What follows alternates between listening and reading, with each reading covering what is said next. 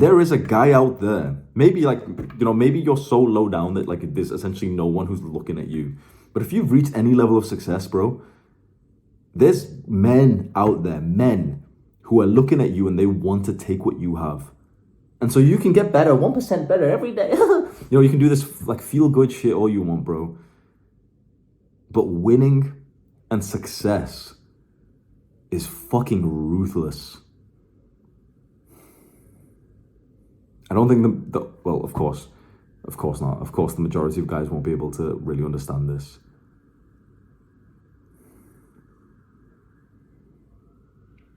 Perhaps it's as simple as like the 90% of men who disregard the competitive nature of men.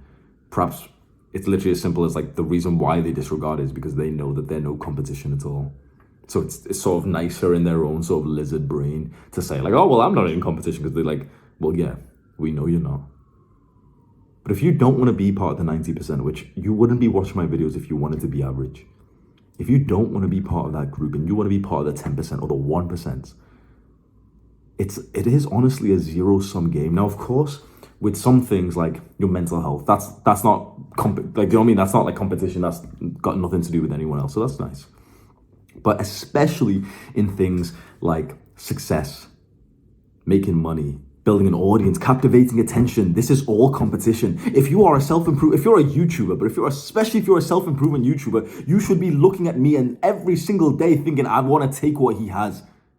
You should be literally, you want like some YouTube coaching. The single greatest question, if you're a YouTuber, is for you to wake up and literally think, how do I steal some of Hamza's audience? Asking yourself that question will put you miles ahead of the little dumbass who just thinks that it's like well, we're all in this together. Like, there is, of course, an element of like social skills, of relationships, and those things are important. But even then, do you know these same guys, and then they're like, oh, but that's like, oh, but I care about other people. Well, guess what, bro? How do you think men develop relationships with each other? How do you think that men actually become good friends? It's an element of competition, but with like a friendly figure. Life as a man is all about competition, and if you're not competing, no man's gonna respect you. It's a hard pill to swallow, and I don't blame the guys who don't understand this. But I did feel quite disappointed when I saw, like, I posted that community post. If you haven't seen it, just go quickly, just look at it. It's on my main page. Click on the community post. It's right there. And I'm talking about like competition, taking over the guys who are in the self-improvement space. And literally every comment, bro, like 90% of the, like 10% of the comments were like, oh yeah, you go Hamza, whatever. 90% of the comments were literally just guys like, oh, well, this is a toxic, like. You know who the winners are, bro.